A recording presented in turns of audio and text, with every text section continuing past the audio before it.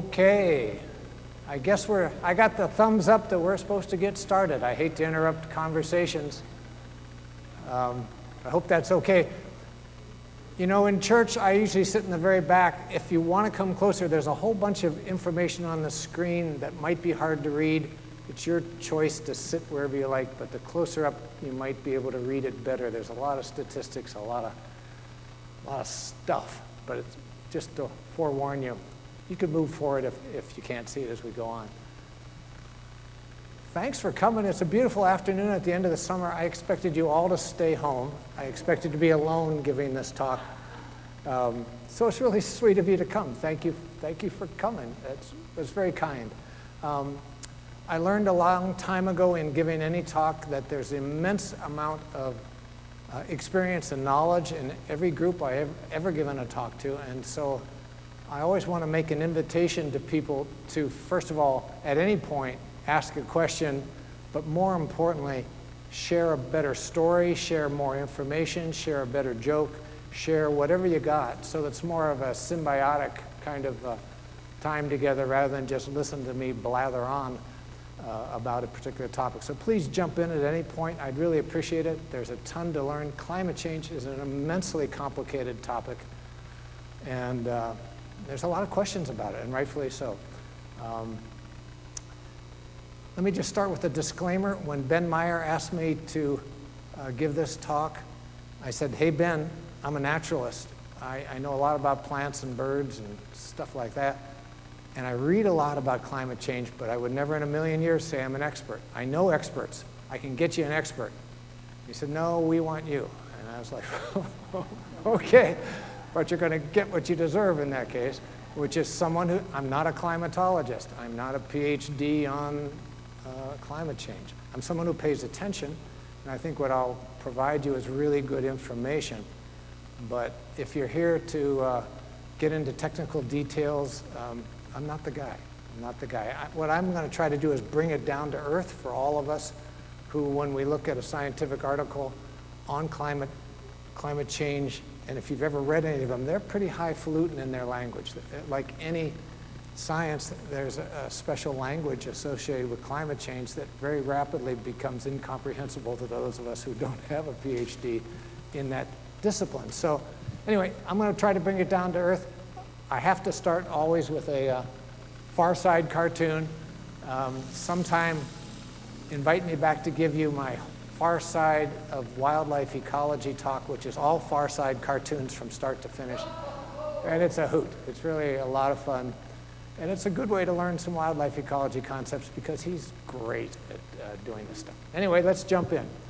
I'm not here to argue with you about whether climate change exists. It does. It's unequivocal. So let's not even go there. I'm not going to try to do that. I just want to talk to you about the fact that it exists, what we're facing, and perhaps what we can try to do as soon as we can. And to acknowledge that science of anything is a search for truth. It's never the truth. It's always an evolving thing. And so there will be times where, as with all sciences, that people will say, you know, we had it wrong. Or we have to tweak this and make it go this way when we thought it was going that way. So the question then is, who can you trust? Where do you get your information from? And that's true of all kinds of things, right? In terms of this particular discipline, you have to try to find apolitical scientists. Those scientists whose job it is working for NOAA or working for NASA or working for any of a host of governmental agencies who've been there a very long time. They've been there in Republican administrations. They've been there in Democratic administrations. They don't care. They're doing science, and they're trying to do it as best they can. Try to go to those folks, and then try to look at peer-reviewed papers as best you can. Unfortunately, most of those scientific journals, again, are over my head anyway. But there's a lot of journals, like National Geographic, for instance, a lot of magazines anyway that bring those scientific journals down to earth as best as they can, that the rest of us can understand. What's interesting to me is a lot of folks say, well, how can we trust their models? And you can, actually, which is pretty cool. What they've done with their models now, and they've been doing these models on climate change for several decades, is they're able to run the models backwards. And what that means is, so we're in 2021, they can look at the data 2015 and say, okay, here's what happened, and here's what our model in 2015 was saying. Did they match up? Did it work? Did it make sense? And if it didn't, here's how we tweak that, because we can see where we missed the boat. So they've been running these models backwards and backwards and backwards, trying to meet up with the actual data that then came in after they'd established the model. And they're finding these models are pretty dang good. Nevertheless, there are differing models on climate change, and we'll get to a few of those. But they're pretty darn accurate, which I think is good news. So just a personal story, I was, I don't know if the word was skeptical, I just didn't know about 20 years ago anyway, whether I really was on board with climate change until I heard a talk by a guy named John Magnuson, who was a professor of limnology at UW-Madison. And I was down there for a major conference on lakes, and he gave a whole talk on ice. And he's been studying the duration of ice cover all over the world for many, many years. And he had graph upon graph upon graph of all these lakes all across the world. I just want to share a few of those with you. And here's one of the duration of ice, because this brings it down to earth for me, okay? We all know what ice looks like. We all know when it goes on and when it goes off. And here's the duration of ice on Lake Mendota in Madison. You can see the graph on how it's going down. Here's the graph for the Lake Monona. It's unfortunate they named their lakes so close to one another, because I always get them so confused. But anyways, you can see it going down again over what is now 160 years of data, which is something we don't tend to have on most of our lakes, is that long of data. And then look at the bottom there. He's saying the annual duration of ice on Lake Mendota has declined by a full month, or 25% in the past 150 years. And lakes across the state are showing a similar trend. Here's one of the graphs that he put up there. And here's where it's a little hard to see, but there's Chequamegon Bay and Shell Lake and Rock Lake and Lake Geneva. And they're showing a later freeze up, later into November and into December for when the lakes are freezing, and an earlier breakup in the spring. And it's, you know, it varies. Like Chequamegon, if you look at Chequamegon Bay, that's that purple line. You can see that the breakup is still pretty straight line. So there's variability. And, you know, Chequamegon Bay is a big body of water, so it takes a long time for that ice to melt. The bigger lakes go out later in the spring, which I'm sure you're all aware, and the small lakes go out earlier. So you would imagine Lake Chequamegon Bay would take its sweet time more than the other lakes. But anyway, John Magnuson, I walked out of there and said, I can't, there's no denial here. I mean, he was showing graphs of lakes in Japan and in Europe where they had longer term data yet. And it was unequivocal. Every single lake was showing a dramatic decrease in ice over the last century and a half or more. There's a fellow that I know, Woody Hagee. Anybody know Woody Hagee and Inga Hagee? They have a place in Hazelhurst on a little lake called Foster Lake in Oneida County. So Woody's been keeping track of his lake for 40 years now, which isn't that long of data. But what he's found is that ice up is now 8 days later than it was for the first 20 years he was keeping his data. And the ice off is earlier as well. I have that whole chart, but it gets so darn small on the screen, it's no point even putting it up there, 40 years of data. But we don't have a lot of lakes here where people, you know, at the beginning, you know, 1901 or something, started taking the data of ice on and ice off, which is unfortunate. It'd be nice to have a century or more of data. We tend not to. But even in this 40 years of data that Woody has, actually, it's more than 40 now, it's pretty clear, pretty clear. Ice is, and I don't know, I can ask you, some of you live on lakes, is it icing up later? And is the ice, generally speaking, going off earlier? Now, there's variability. There'll be a year like 2013, which was fiercely cold, if you remember, and the ice didn't go off on a lot of lakes till the first week of May. You know, so you have variability. You have weather, but then you have climate, and there are two different things. Of course, weather is a daily or a yearly kind of thing, but climate is data over decades and hopefully over centuries. The other way to look at, the easy way to look at is climate change occurring and what's the impacts of it, is just to look at gardening. Now, I live in southern Iron County in a little crossroads of Manitowish, We've been there for 37 years full time. And when we first moved there, we knew that we learned quickly. We'd moved from Green Bay. We learned very quickly that our last frost in the spring was June 12th. We could not plant tomatoes or peppers or any of the hot weather species anytime before June 12th. We learned the hard way, and that was true for the first 20 years we lived there. And then the first frost of the fall was August 20th. So we had from June 12th to August 20th, we had a 70-day growing season. It was pathetic. We never had a ripe tomato in 20 years. We always brought in a big box of green tomatoes and hoped that we could get them to ripen up before they rotted in the back room, kind of thing.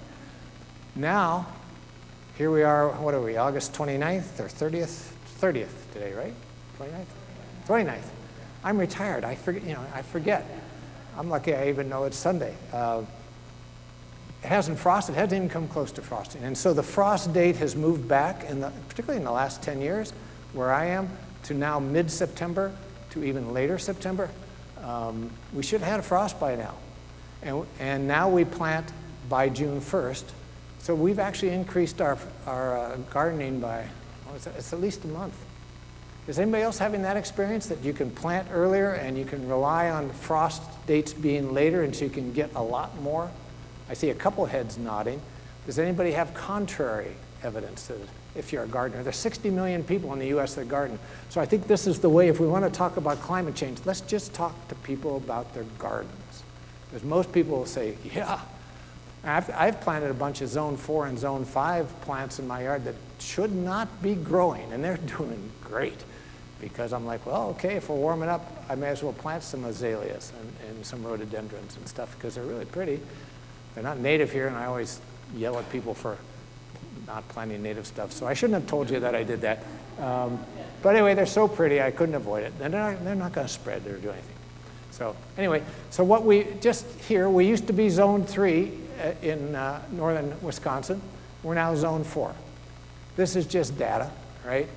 So, and the way the zones work, if you're not familiar, zone 3 is if you have winters that are from -30 to -40 on a consistent basis. Zone 4 is -20 to -30. Zone 5 is -10 to -20, and so forth. Most people are cheering about this, right? They're like, God, who wants -30 to -40? But that is who we are as the Northwoods. We used to have temperatures fairly regularly that would make -40. Every other year or every 3 years or so, we would have a night that hit -40. We rarely hit -30 anymore. So the extremes of temperature, if you pay attention to this stuff, the extremes aren't happening anymore, and we're now very clearly a zone 4. Here's just another map of the same thing, and we're so far away from that, it's hard to see that small data, but it's pointing to that difference in extreme temperatures. And then if you look at the US map, it's really interesting. You can see that zone 3, which was the black on 1990, see how far it's moved north in 16 years? So this is not, this is USDA agriculture, Department of Agricultural data that the Arbor Day folks have used. I couldn't find any recent 2021 kind of stuff, interestingly enough. I Googled like crazy and couldn't find it. So I'm using old maps, so I think it's moved even further yet. But to me, this is, again, inarguable evidence that we're warming, okay? And I hope I don't have to try to convince any of us of that, but when we talk about climate change with friends who may be skeptics, here's a way to talk about it. Talk about ice, talk about gardening. Observed increase in frost-free season length. For our area, 9 additional days now of frost-free growing period, on average in the upper Midwest. Again, there'll be great variability. Look at it out west, 19 days. Wow, that's a lot. 2 places to get data that I think are super important. If you had to only go to 2 places, there's this one called WICCI, W-I-C-C-I, which is the Wisconsin Initiative on Climate Change. So this is specifically to Wisconsin. It's our best scientists in the state, and I put over there some of the data on how they got started back in 2007. The DNR and the UW were concerned about what climate change was going to mean for the state, so they got together this organization, wiki.wisconsin.edu, to put out the best information specifically on Wisconsin. So I'm going to be using a bunch of their graphs because these are the best people we have in the state. The other place to go if you want it on the really big scale is the International Panel on Climate Control, the IPCC. They just came out with a new report, and there's more reports to come for 2022. There's a 42-page synthesis report that you can wade your way through pretty easily because it's written in a way that most of us are supposed to understand. The actual report has 4,000 pages of data if you want to lose your mind rapidly and take a look at that. So, and there's politics around this, and I'll just be honest about it. I mean, people try to beat up the IPCC and say, oh, it's political. I don't know. I mean, it's 830 scientists from 195 countries who have all agreed. When have 195 countries ever agreed on anything? Seriously, tell me a time. Maybe during World War II, everybody agreed that Nazis were bad, but 195 countries agree on these reports. They have to sign off on it.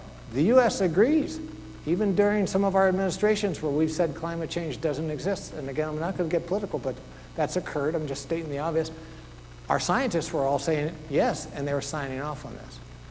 So check out their data. There's data, endless amounts of data via the IPCC. So if I had to send you to two places, go to those two. And then to recognize that it's reasonable for people to argue about climate change because it's variable. Look at the differences in rising temperatures here.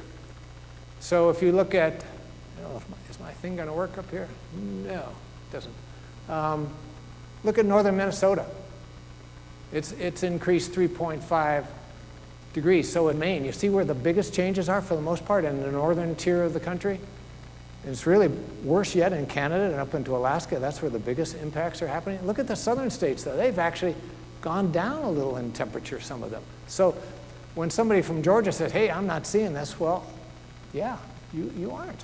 So when you're looking out your back window, obviously there's a bigger world to look at. But I understand when people look out their back window and they say, I'm not seeing it. Well, there's some legitimacy potentially to that.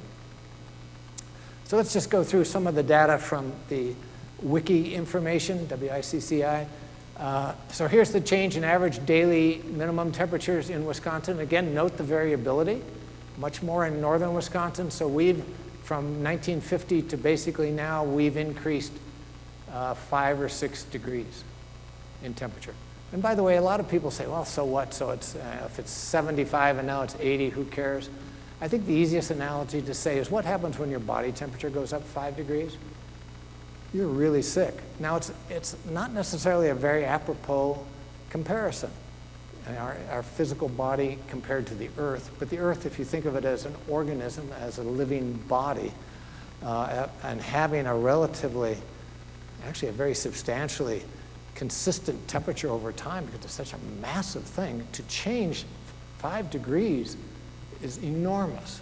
It's not a little tiny thing when we say, okay, temperatures worldwide have changed 2 degrees Fahrenheit. Most people go, oh, so what? Again, the analogy to your human body, you're no longer at 98.6, now you're over 100 degrees, now you're sick. Change in average winter daily, and I wanted to show you this in particular because the winter daily temperatures,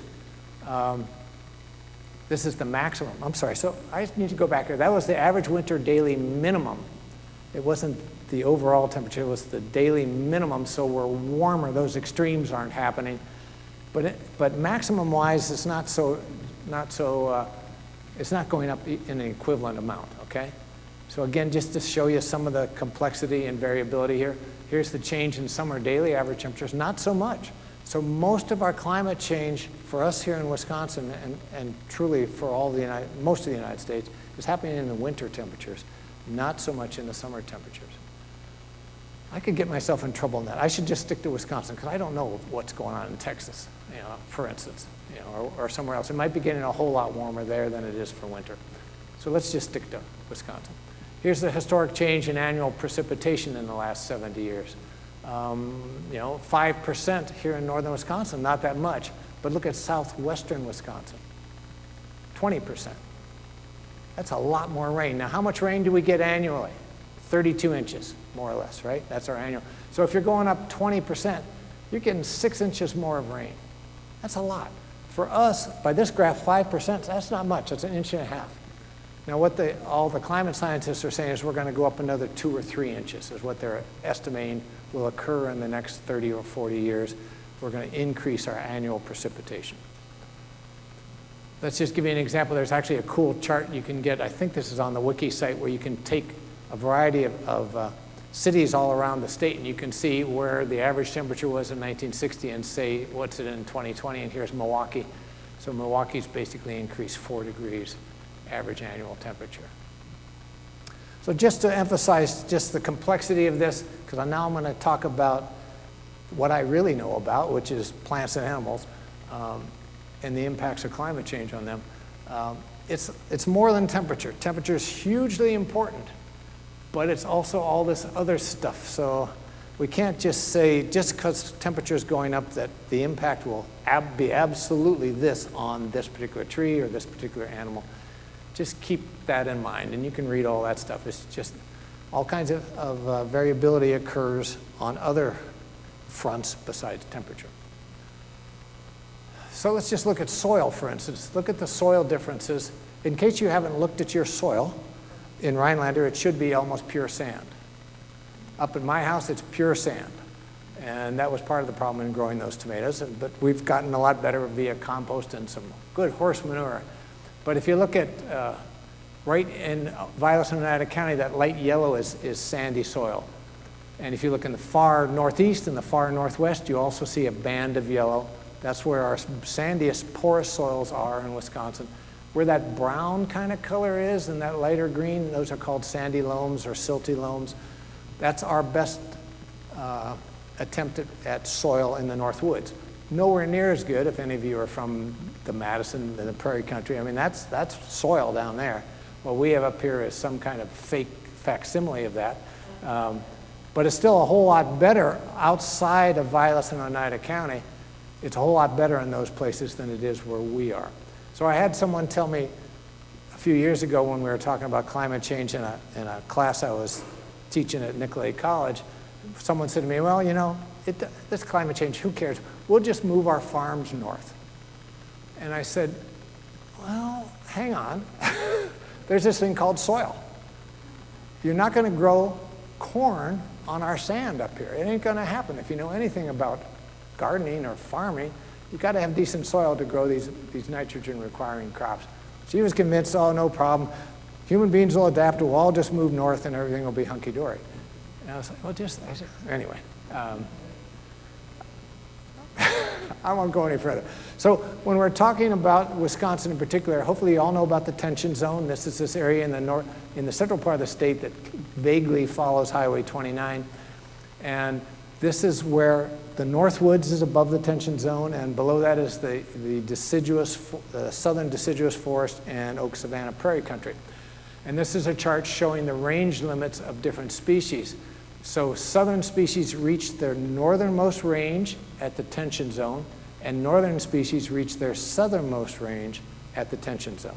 So I did all of my college studies later on anyway at UW Green Bay, and it was a great place to be because we're in the tension zone right there. So we had southern species and we had northern species colliding. It was kind of a big bus station botanically where they were transferring, as it were.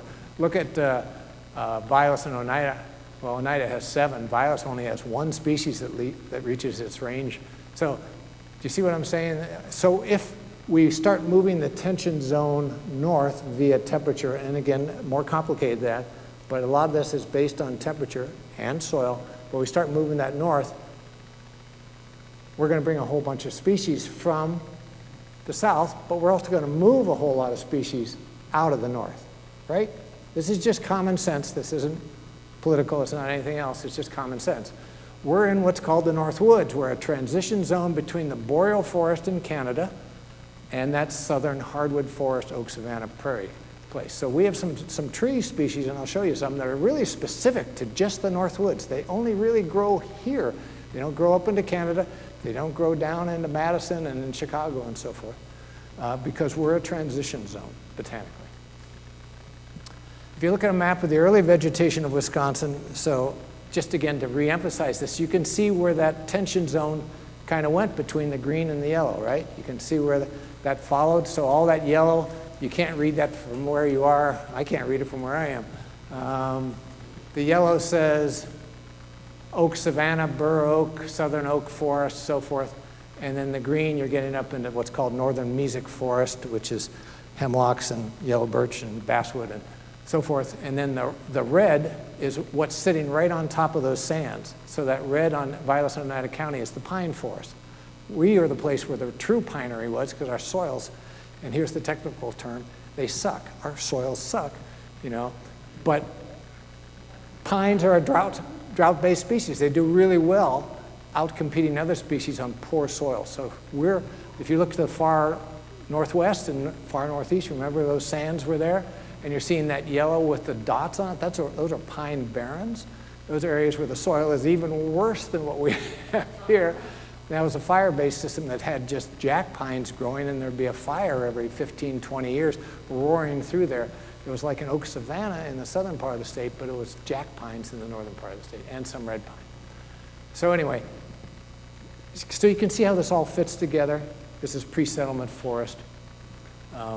Just trying to emphasize what's at risk as we warm up. We're not that far above the tension zone. We're only 100 miles north of the tension zone. So as we warm up, we're going to botanically change. So let me just go through some of the species we're going to likely lose. Balsam fir. So I'm giving you the range maps. Look at balsam fir goes down, guess where? To the tension zone. Goes way up into Canada, okay? Let's look at white spruce. It doesn't even make it to the tension zone. It's really a northern county species. It goes way the heck up to the tree line, where the tree line ends up in Canada and Alaska, right? That's an amazingly, resilient species, my goodness. Here's black spruce. It does the same thing. Again, look at where it is. You got a little bit of variability, little places where you can find it, because those are wetlands. Black spruce does really good in wetlands, but it's a northern species. These species are species that do what's called extracellular freezing. They can go down to minus 90, which is just crazy. And what they do is they push fluids out of their cells to around their cells where they freeze. But it doesn't explode the cells, because now the fluids within the cells, it's kind of like, sucking in those cells so they don't freeze. Most of our trees up here do supercooling, which is like putting Prestone antifreeze in your car. It only goes down to minus 30 or so. And then the fluid's still in the cell, and we hit minus 30, it's not good. The antifreeze doesn't work anymore, and bingo, the tree literally dies. It blows up. Anyhow, jack pine, you can see it's far northern range as well. White cedar, same way. Again, you have a whole lot of wetlands, and along the coast of Lake Michigan, where it's a little cooler, white cedar goes down. Tamarack makes it all the way down to southern Wisconsin, so it may not be as impacted as some of the other species, but on the other hand, it goes way the heck up into far northern Canada, up into the Yukon and so forth. White birch, check it out. It only makes it down just barely to southwestern Wisconsin border. So it's a species that's greatly at risk. Quaking aspen, or what we call popple up here, right? It gets down a little further. It gets down into Illinois. So how's it going to do? Well, no one knows. We've not been through this before. We don't know how that's going to do. But it's at risk because it's primarily a northern species, but not quite as, look how far it goes way up, but it can tolerate heat better than a lot of our truly northern species. Here's one of our Northwoods species, red pine. It really doesn't go very far up into Canada because it's super cool, so it doesn't do extracellular freezing, but it doesn't go very far south either. It can't tolerate really warm temperatures, okay? White pine, same deal, okay? Once it starts getting over minus 30 to minus 40 on a regular basis, these guys call it quits. They're not going any further north. They can't. They don't have the cellular mechanism. Yeah? See, there's a relationship between white pine and aspen, because aspen is an interim species in the natural rotation of white pine. So those two should be comparable as you're saying. See how far quaking aspen does go north compared to white pine? Yeah, and you're right, because if we clear cut white pine, the first thing that comes up is quaking aspen. Absolutely. Right, so in terms of forest succession, when we cut up here and we cut heavy and you open everything up to sun, the first tree to come in is quaking aspen.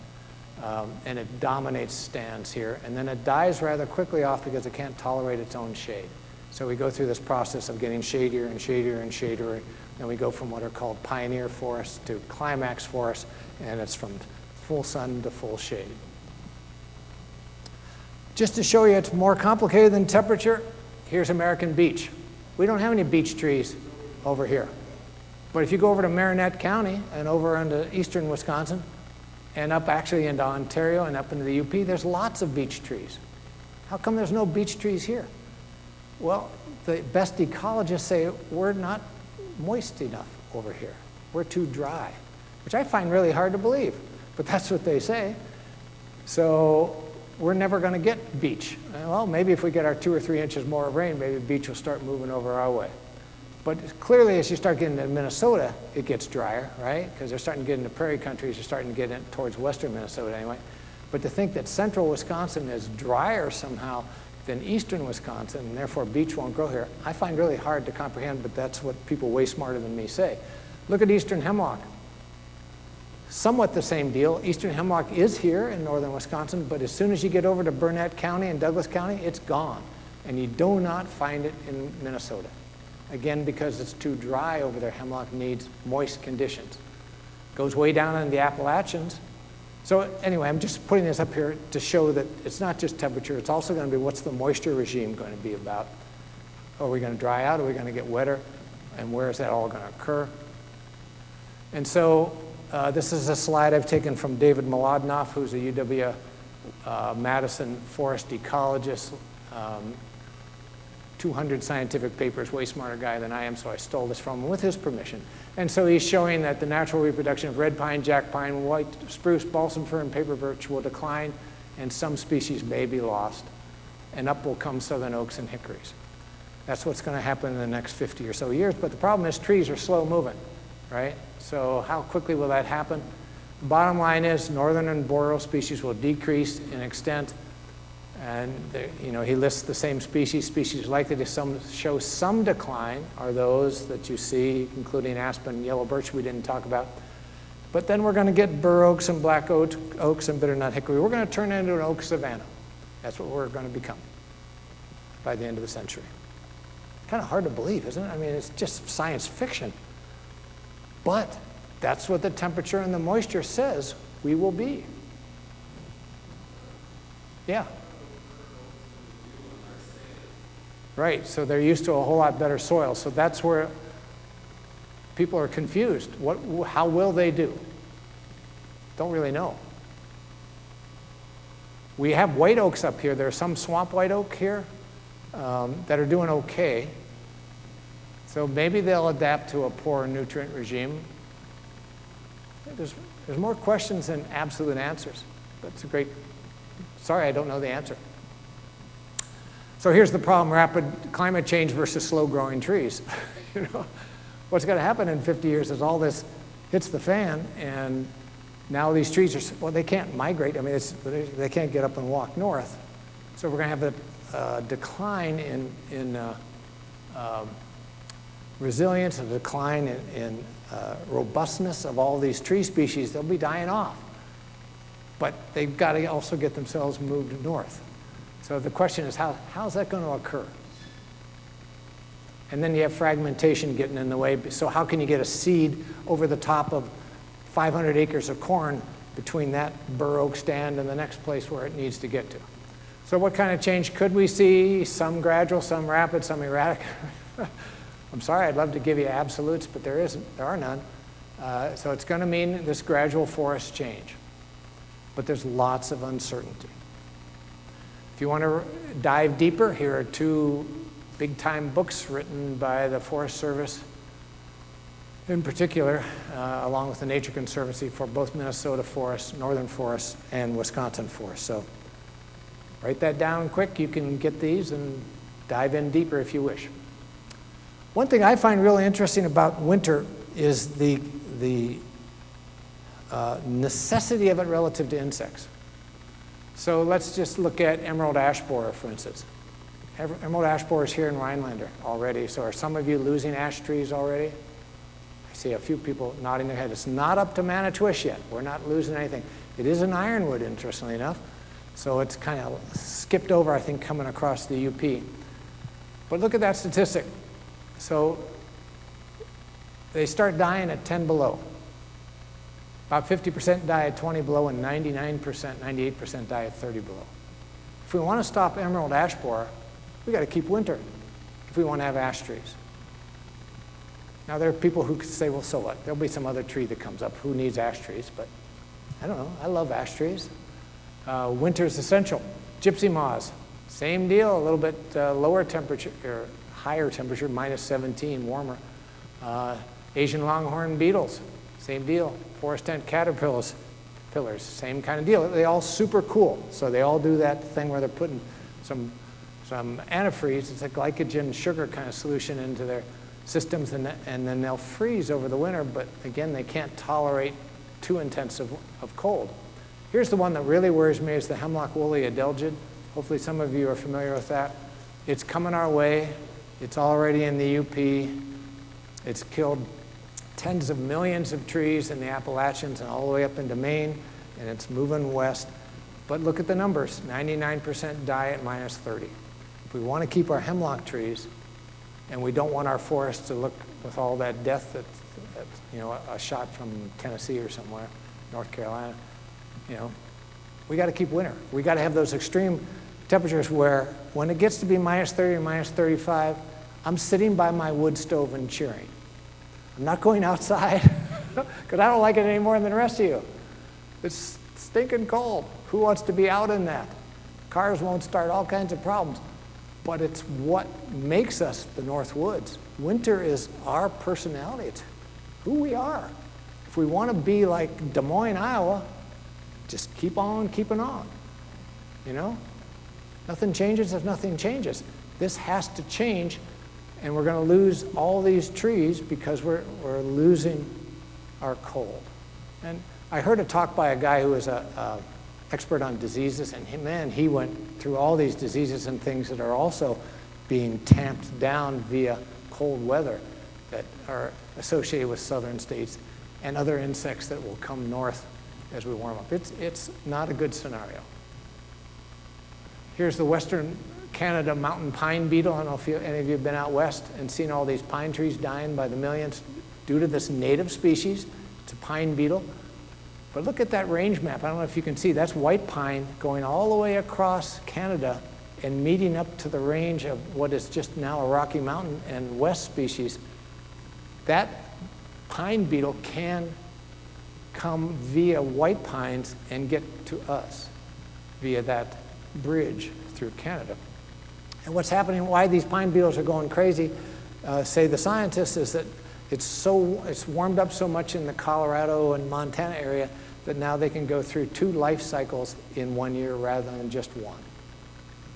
So they can lay eggs, become adults, lay eggs, become adults, because it's warmed up so much. So how about some wildlife responses? Here's snowshoe hares. They're moving northward. Why do we have snowshoe hares and not cottontails? Now, most of you probably do have cottontails. I never had cottontails until 10 years ago. It's because cottontails have small feet, and look at the feet on those snowshoe hares. They're enormous. They're like a size 40. If you could have a size 40 foot, it would be the equivalent. It's like having I think it's a 56-inch snowshoe on your foot. If you could get on those really big, long ones, So as our snow packs decline, cottontails are moving north because their small feet now don't matter so much, and the snowshoe hares are getting out-competed in part by not out-competed, but they're in competition with the cottontail. So it's a species that's going to move north. Moose are doing just terrible in Minnesota and out in New England. And here's just one example of northeastern Minnesota, boundary waters. Population was 8,000 in the early 2000s, and now it's down to less than, right around 3,000. And there's a whole bunch of reasons for it, but just a huge decline. And it's associated with a couple things. It's associated with a brain worm that's transmitted via deer, but it's also associated with what's called winter ticks. Has anybody ever read about these really disgusting ticks? Anyway, I saved you some of the really grotesque shots. I just want you to appreciate this is all I gave you. What's happening is these winter ticks can survive longer and better into winter than they used to be able to out in New England. And they get on the bodies of moose, and there will be up to 50,000 ticks on a single moose, which is just inconceivable. And so the moose are then scratching themselves, trying to get those ticks off them, and they scratch their hair off, and they die of hypothermia. It's, you know. So this is going on. Google it and read about lots of scientific articles on the moose population in New Hampshire and Vermont and Maine. Fishers are a far northern species. There's your range map. Though the historic range was further south, they'll probably be moving north. American martens will probably be moving north because they're a far northern species as well. Canada lynx, which I've never even seen one. I keep waiting for the day I get to see one because we only have a few that ever even make it down here, but they'll never make it down here again if we continue on the way we're going. The feet on those guys are just enormous in order to, you know, have flotation on the snow. And we're getting other species coming up. We'll be getting opossums. Anybody have opossums now? You have them now? Where do you live? So right here in Rhinelander. And you've got possums already. Wow. That's interesting. Because they sure as heck don't belong here. The winter is supposed to kill them. Their ears, those little naked ears, those ears just literally freeze and fall off. Get frost, and their tails have no hair on them. So that's interesting. So they're coming. Well, they're already here. I don't have to say they're coming. So let's talk about a few birds. We live in the best bird area in all of North America. Isn't that cool? So if you look at that map, it goes from, you know, Saskatchewan and Alberta, comes down into northern Minnesota, northern Wisconsin, goes over into northern New York and up into Maine, where we have the most breeding birds of anywhere north of Mexico. So if you're a birder, this is the place to be. And so with climate change, for some birds, there's no worries. So look at the range map of American robin. It's everywhere. We've seen them in the sequoias. We've seen them in the redwoods. We've seen them in Arizona deserts. We've seen them all over the joint. The only place you don't see them, see that little tiny white dot in Utah? That's the Bonneville Salt Flats. Nothing lives there.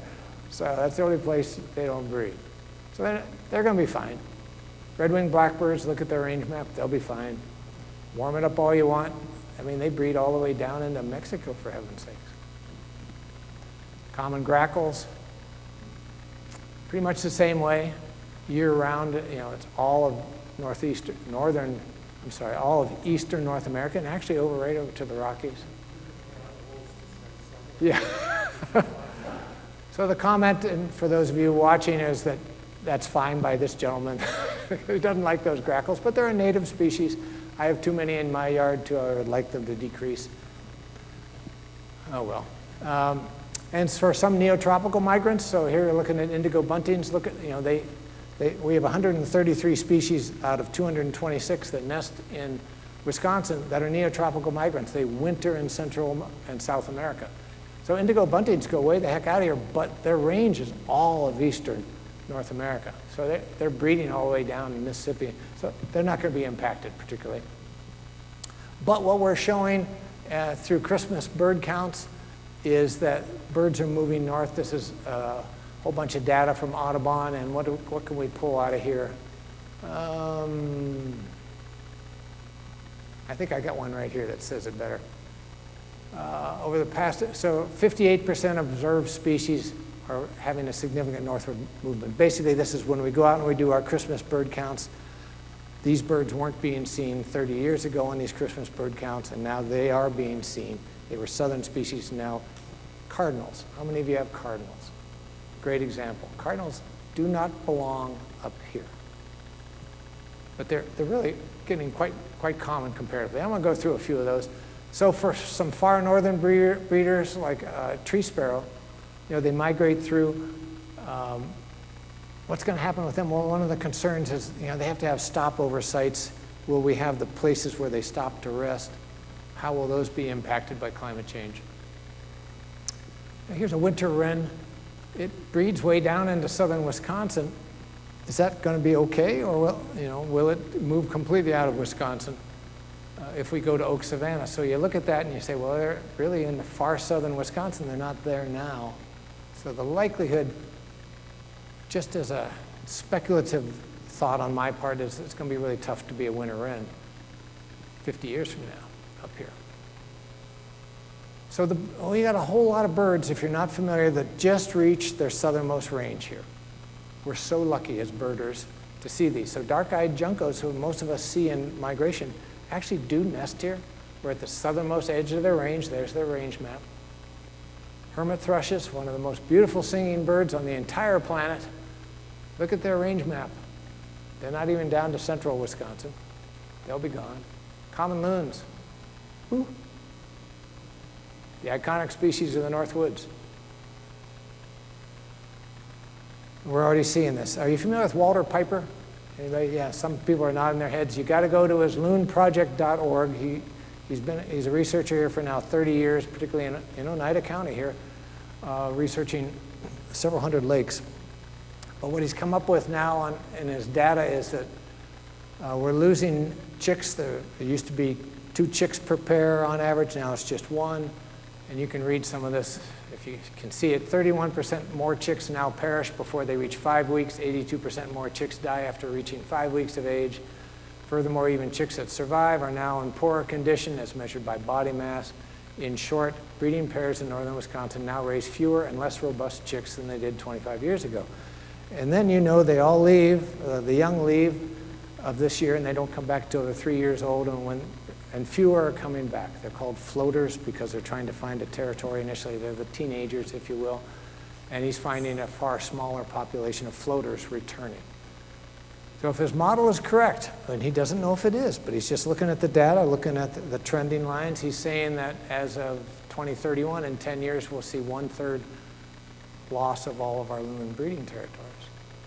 Wow. How far out is climate change? Now, he's not saying this is climate change. He's saying, I don't know what's going on. I really don't know. It could be a whole bunch of stuff, and he's got a big, long list of what it could be. But just to throw that out here, this is, climate change is in the mix. Let's just leave it at that.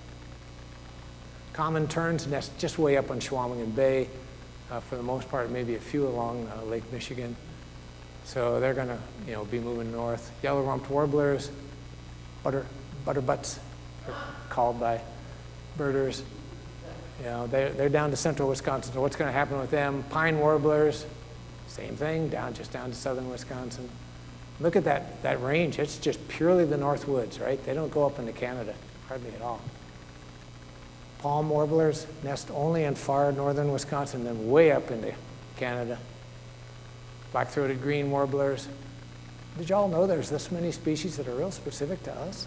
There's a whole bunch more I'm not throwing out here, by the way. Black-throated blue warblers, just down here into our far northern counties. These are beautiful birds. I get excited when I see them in the spring and see them breeding and so forth. Canada jays, look at where they breed. Just down into northern Wisconsin, and they're clearly already moving north because in our Christmas bird counts in Manitowish Waters is where I've been leading a Christmas bird count for almost 30 years now. The first 15 or so years, we always had gray jays, Canada jays. Last 15 years, we can't find any. They're gone. I do have a friend up in Watersmeet, Michigan, who still has a pair coming to her feeder and brings young every year, so at least they're just into the UP. And there are some people in northern Wisconsin that are still seeing them, but there's a whole ecological thing to them, and I'm running too late. I got to keep moving here. Or I'd tell you the story otherwise. So birds that will likely move up here, Carolina wren. Look at where their range is. They come right to the base of southern Wisconsin, so they're moving into Wisconsin. Summer tanagers have already moved into Wisconsin. So we're going to get some beautiful birds. So for those people who aren't birders, it's going to be a trade-off. They'll say, well, look, we're getting all these cool things, so we lost those. I never knew what those were anyway. Here we got these. Tufted titmouse coming our way, and cardinals. And then there's wild turkeys. They were never here until, what, 10, 12 years ago, and now they're everywhere. It's a plague of turkeys. There's a lot of them. But if you look at the historical records, they were not here ever, which is really interesting. Red-bellied woodpeckers are already showing up here. Anybody got red bellies nesting? A few people shaking their head yes. We've had them in our yard now and again. They're not nesting yet. They will be. And then a bird like a mourning dove. So again, my wife and I have been here for all of 37 years full-time. That's not that long. But mourning doves always nested at our place, and then they were gone for that first 15 or 20 years. Now they stay the winter. So some birds are remaining. So then there's a great study done looking at Aldo Leopold's phenological records of when plants were blooming and when birds were returning. So what they did was they took his records from 1935 to 45, that decade, and compared it 50 years, 60 years later to 1994 to 2004. And it was actually done by his daughter, the study. And what they showed, just to get to the crux of the matter, they showed of the short distance migrants, Canada geese were coming back 5 weeks earlier. Robins 3 weeks earlier, cardinals were singing 4 weeks earlier. There was one that was coming back later, white-throated sparrow. And then the long-distance migrants were less responsive to climate change because they leave based on photo period. If they're down in Central America and they're in South America, photo periods, when the days get a particular length, a little switch goes off in their brain, they say, we're going. And that's why they always show up. It's like hummingbirds always show up on Mother's Day, right? Right around May 10th, you know. Indigo buntings and Baltimore orioles right about then. Because they're all down in Central and South America. They just come. They don't have Google Maps and weather forecasts. They just come. Because they know after 10,000 years of doing this that when they get here on May 15th, we should have ice out. We should have our snow gone. And there should be some insects finally hatching out for them. So those long-distance migrants, that 133 I spoke about, they're at risk because they're going to be out of sync. We're going to have springs coming way earlier, and they're going to be coming later, and will that match up with what they had anticipated or been doing for all these years in terms of an insect hatch, or maybe they're associated with some fruiting species being available, et cetera. And then there's these migratory rest stops. What will come of them? Because when we travel, we need a good hotel, we need a good restaurant. So do birds. So where are they going to be stopping? Where, will those rest stops still be there as climate change keeps moving things further north? Fish, brook trout will be basically extirpated entirely from the state. About 94% could be lost. That's pretty much entirely. Northern pike and walleye. Walleye is the big fish up here. I'm not an angler, so I'm not one to talk about fish. The less I say about it, the better. But if you talk to a fish biologist, they're really concerned about the warming of our lake waters because walleyes don't compete as well in warmer waters. And if there's an angler here who would object to that statement, please do so. But that's my understanding. Walleye need cooler waters. So as we warm up, as we have less ice, what happens with less ice? It warms up faster, right? And there's more evaporation earlier on. So we're going to get these other species dominating our lakes. Here's my beautiful wife, just to give you a view of ice and snow. And you think about what's happening underneath the snow. If we have a less snowpack, well, there's things that live underneath the snow in the winter, right? So here, it's called the subnivean zone. So you have like grouse I keep trying to make it work, it won't work. Grouse actually burrow into a snowpack in the winter to stay warm on super cold days. But you have at the base of that snowpack all those mice and voles, all those little small mammals, right? That's where they're living all winter long. And if that snowpack is gone, they got some serious problems. So let's look at the Great Lakes real quick. Here's where the ice cover is going on the Great Lakes. Superior is one of the fastest warming lakes in the world. Now, most of us who have swam in Lake Superior would say, well, that's great. Because if you swim when it's 42 degrees or whatever, you just about die anyway. But it's really warming up rapidly. And the ice cover has diminished by more than 30% since 1973. So here's that graph. What's interesting is about the connection to Bayfield and the ferries that go across. How many of you have gone on the ice road from Bayfield to Madeline Island in the winter? Anybody do that? One person has. That ice bridge, it used to be that would all ice up there and you could drive across. They would actually plow it and you'd drive across to Madeline Island. And you could do that for several months. That ice bridge is just not happening anymore. And so the water's staying open. And what's happening to the poor ferry owners, they used to take their boats out in the winter so they could actually repair them. Now they can't because people can't get across between Madeline Island and Bayfield unless those boats keep running. And for them, this is a big problem. They don't know how to, they got to get their boats out in order to just do normal maintenance and so forth, but they can't. Anyhow, Lake Ontario's declining ice, Lake Erie's declining ice. So what happens? More evaporation, more warming, more algal blooms, all associated issues with all of that. Let's talk carbon dioxide for a minute or two. So we're up to, I think we're up to 417, I think is the last thing I saw. And look at the correlation of temperature with that increase of carbon dioxide. It's in dispute, okay? And I put this on here, another graph showing that same increase just in the last basically 20, 30, 40 years, just this incredible through the roof increase. The problem is, look at that statement below there. CO2 hangs around between 300 to 1,000 years. It doesn't dissipate. So the analogy you have to think about is, even if we decrease the amount of CO2 we're putting into the atmosphere, it's not, what's there isn't going away. So you're basically putting more water into the bathtub. Does that make sense? The bathtub is here. Let's knock it down by half. Well, you're still adding that half onto the bathtub. Whatever you add that year just adds to the water in the bathtub, in this case the CO2. This is a big deal. We tend to think that, oh, we'll just get rid of it somehow. Or it'll go away on, it's not going to go away on its own. And there's that, the folks that want to argue about cycles. We're at the top of the cycle where it was supposed to be warming. Do you remember back in the 1970s, Time magazine had a cover on the ice age is coming? We're all gray-haired people here, right? Some of us have colored hair, and some of us, a couple couples are younger here. Maybe they don't have it, but most of us are old enough to remember Time magazine in 19... Anybody remember that cover? The ice age is coming, what's going to happen?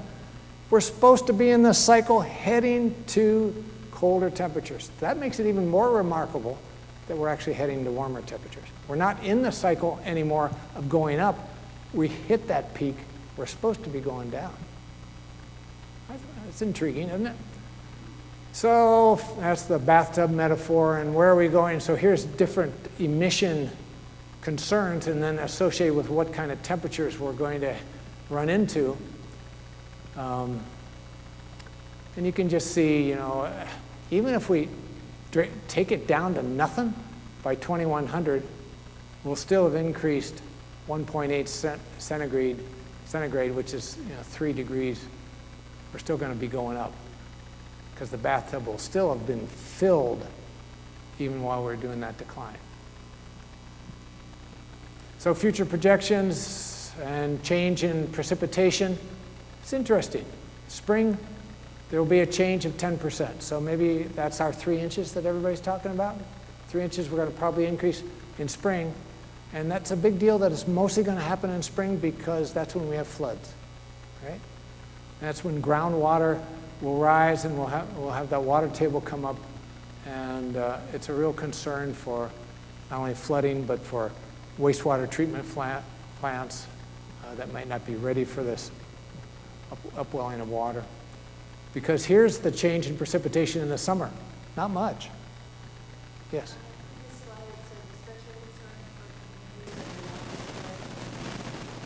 For communities that aren't disinfecting their water at their municipal source, so small towns may not disinfect water. So if you're, that's how I understand what they're saying. And I don't know how many communities that means. Anyhow, so we're going to see that most of that water by these projections in the spring. What we're really going to see is large precipitation events. So that's 30% increase in the number of large rainfall events. So we used to get 2-inch rainfall. That was a big deal. Now we're going to start getting, and are getting, the 4-inch and 5-inch. Up in Ashland County, they've had 3 rainfalls in the last decade that were 500-year events. 18 inches in one day kind of rainfall stuff, where they washed out Highway 2. You've seen all that in the news. It's going to keep happening. So change in the annual temperature mean, what we're looking at just until 2060, which is only 40 years away, we're looking at matching up those colors, 5 degrees increase.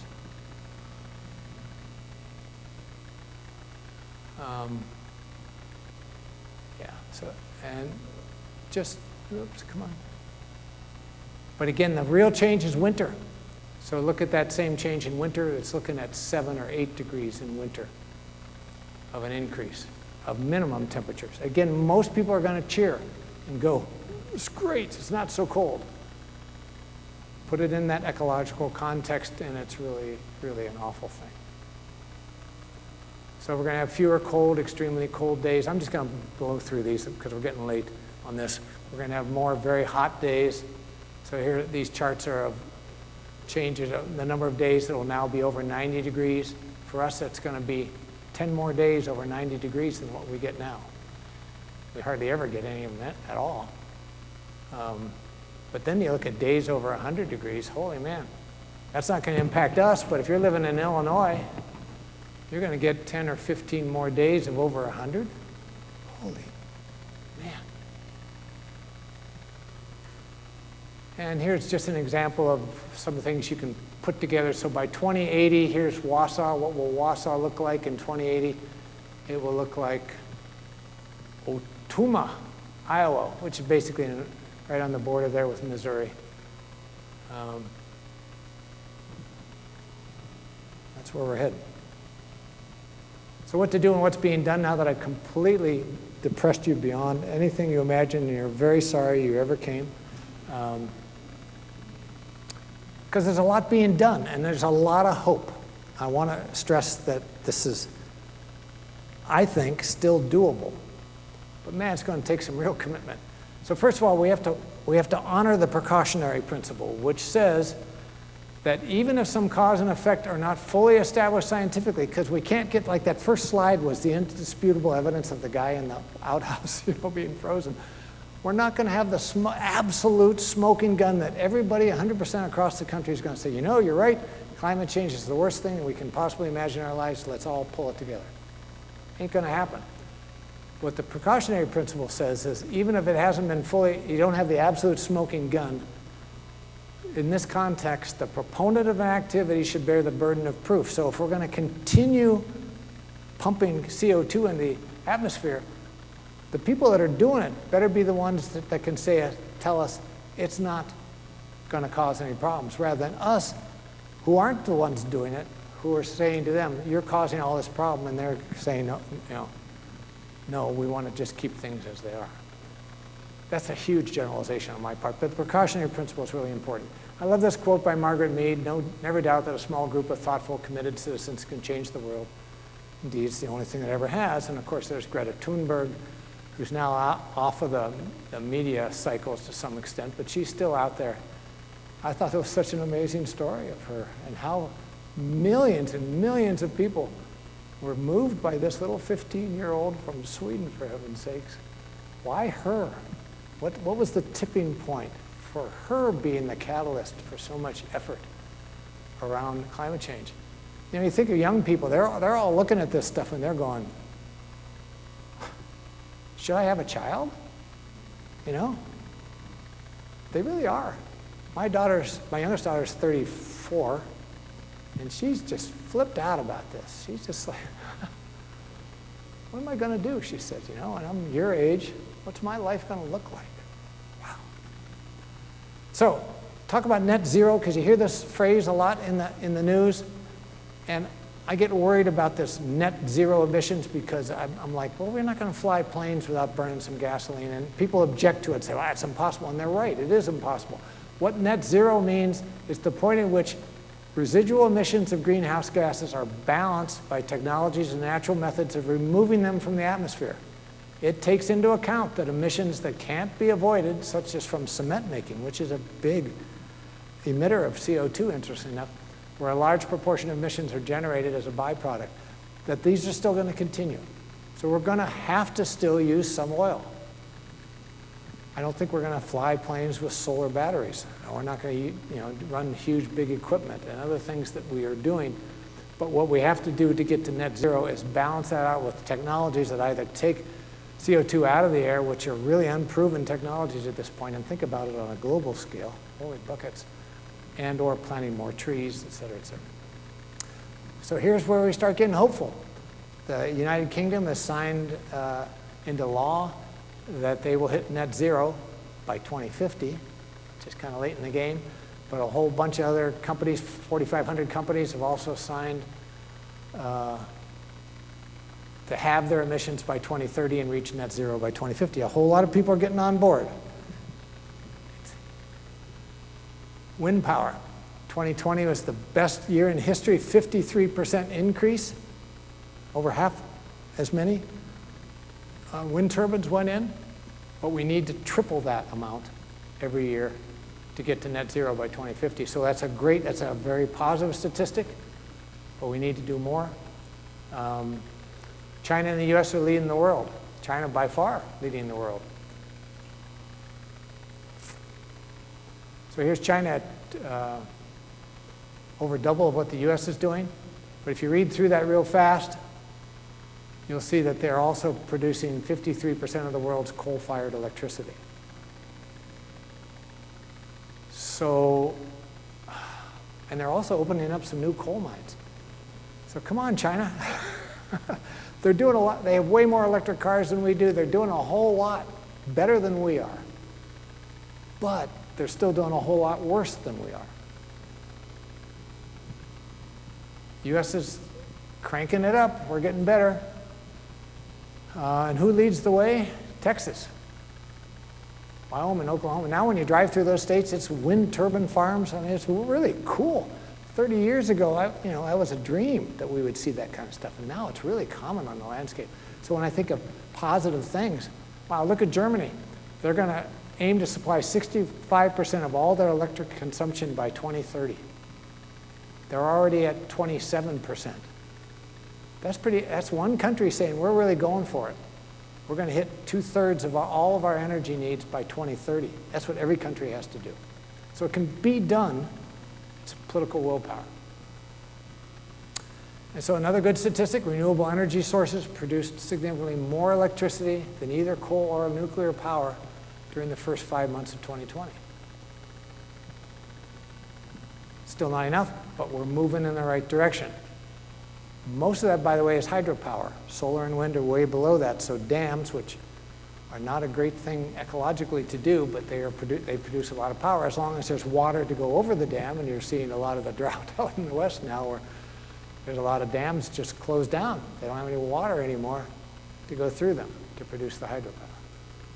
Solar farms, there's several planned for Wisconsin, big monster, I can't remember how big, how many hundreds of acres. But what does this say? What my point I want to make is that now there's community solar farms so that you can say, I'm going to buy my electricity from a solar farm. Unless you're a company that will sell me electricity that comes from solar, I'm not going to buy it from you. So that's something that we all as citizens can start doing and telling Xcel Energy and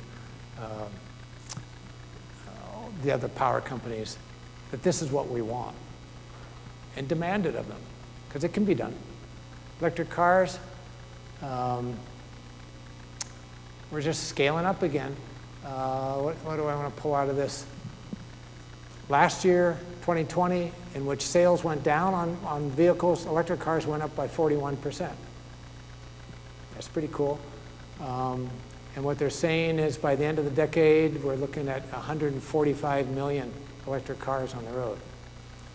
Biden says he wants to have half of our cars electric by 2030. That's his goal. That's great.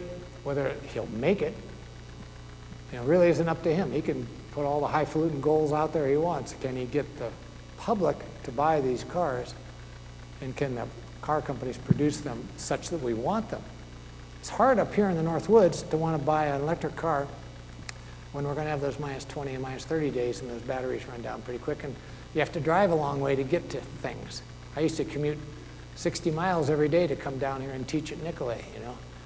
Electric car would have been kind of tough row to hoe sometimes in doing that. Carbon markets I know next to nothing about, but apparently it's a great idea. Maybe somebody else could elucidate more here, but basically it's determining how much carbon can be emitted and saying you can, out of that total, you as this company can only do this much. If you're going to do more than that, you're going to have to pay money in order to do that. And somebody can buy that, in effect, from you who's polluting less than you are, is less than what their given amount is.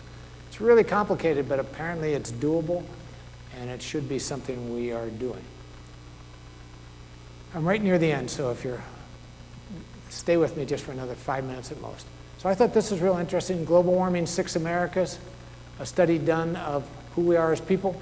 So we now have 1/4 of us who are completely alarmed, and I would imagine you are all, if you came to this, in this group. 29% are concerned. They think it's a serious threat, but they're thinking more, it's not really happening so much now. So we do have 54% of the American public, at least via this study, who are saying, I'm really alarmed or I'm really concerned. That's pretty good. 19% are cautious. And then we get to the 18%, the 6% are disengaged, and the 12%, oh, there's more than that, 12% are doubtful, and 8% are dismissive. So about 30%, 25%, 1/4 of our people still aren't buying it.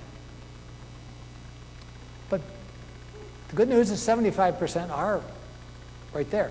And what they're showing on this study is that that amount that are understanding it and buying into it is increasing. So we're getting there. We're moving forward. So again, I'm trying to end on some hopeful notes. Are we getting there fast enough? No. We're a species that requires crisis in order to act. And that's the, a lot of people are saying, well, how many hurricanes do we have to have hit, and how many disasters have to happen before the light bulb goes off for everybody to say, okay, now we have no choice. And it'll be too late then because the CO2 stays for 300 years and more. Anyway, but we're getting better. We're more engaged, more supportive. So what can one person do before you ask me that question? Wonderful book by Kathleen Dean Moore. I'll show you a picture of the book in a moment. She says, just stop being one person. And I love that. It's real simple. Share your gifts. If you have some time, if you have money, if you have organizing ability, any of those things, put some of that juice that you have into creating change. Because and there is joy in this. I mean, it's a terribly depressing subject. On the other hand, working with people, and this church is all about this from what I understand. The UCC church is really about social engagement. You guys are already doing this stuff. Is there a way for the UCC church to put more energy into increasing awareness of climate change? And then specific, are there things you can do with local businesses that will move the needle somewhere? I don't know. But that's something maybe you as a congregation could start talking about. And then I thought Kathleen Dean Moore ends her book. She has a big, long book on climate change. She's a PhD philosopher. She's a beautiful writer. And she was totally depressed about what can I say when people say, well, what can I do? I'm fighting against the oil companies. I'm fighting against the government who doesn't want to budge. And, and you think of it as this huge, powerful river and this current, and who are you, this one person? And she says, she uses this metaphor of a river, and she says, make an obstacle, put a rock in the river. It makes the river go around it, or it makes the river move and change its course over time. You don't have to stop the river. We're not being asked individually to stop the river, but we can each of us make at least one obstacle or one obstruction, and she calls this conscientious refusal, to say no to something. And it's not a sacrifice, because that's how it's all being made. Oh, you can't sacrifice your way of life. Well, we are sacrificing our way of life, right? Everything we're doing now sacrifices all that we care about. And there's this term, avulsion, when a river makes a sudden dramatic change. So sometimes if you have a flood event and there's enough obstruction in the river because maybe a whole bunch of trees fall down and now the river has to go around and now a whole new course, a whole new channel is being cut by that river. Well, that's what we're looking for, that tipping point, that moment when a new course is achieved. And she says it's also creative disruption, which is not only saying no, but it's saying yes to things. So heat your home without burning something up. Transport yourself without burning something up. Feed yourself without burning something up. Find a way, a better way for the river to flow, because the river wants to flow the best way it can. It'll change its course if there's a better way. And then to make the invisible present visible. And a lot of ecologists talk about climate change in terms of this invisible present. It's so hard to see, isn't it? It's slow moving. It's kind of like watching your kids grow. I mean, when we're all parents, we didn't notice it so much, but someone who hadn't seen your kid for 6 months comes and says, "My God, has your child grown?" Because you didn't notice it was the invisible present. So we need to make that visible right now. So here's the solar installation we did on our house a year and a half ago. Up in Little Manitowish, we put up 22 solar panels. Cost us about 20 grand. And there's all these incentives, so we're going to have a payback in 7 years. After 7 years, everything's free on our electricity, except for the $18 that they charge you just to have the electric service. And I put the graph of our particular, this is our unit, and we're producing, if you can see at the bottom, lifetime revenue is $1,624.58 in a year and a half. So we're producing about $1,000 of electricity every year. And it's really fun. When the wind blows, when the sun's out, we say, we're making money. That's kind of cool. It's like, wow, sun's out. Not only is it beautiful, but we're making money. I still haven't quite gotten over that. I like that. So we did this to kind of try to be a role model for a lot of people up here are still really skeptical that this is going to work. And that's not a huge amount of revenue. I get that. A lot of you may have really big bills. We have bills of about $100 on average a month electric. So we're making $1,000 a year. We're still $200 shy. We could put in a couple more panels and do that. I just got chicken. Once it got up to $20,000, I was already crying just because that's a lot of money for us. But it can be done. That's the only reason I'm putting it up. And I'm not trying to say I'm some paragon of virtue. It took me until last year I've been talking this. I finally walked the talk last year. I'm turning 70 this year. It took me a whole lot of years to finally get around to this. Yeah.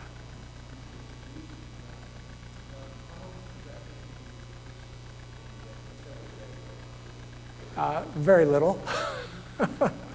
So look at the chart. You can see November and December and January.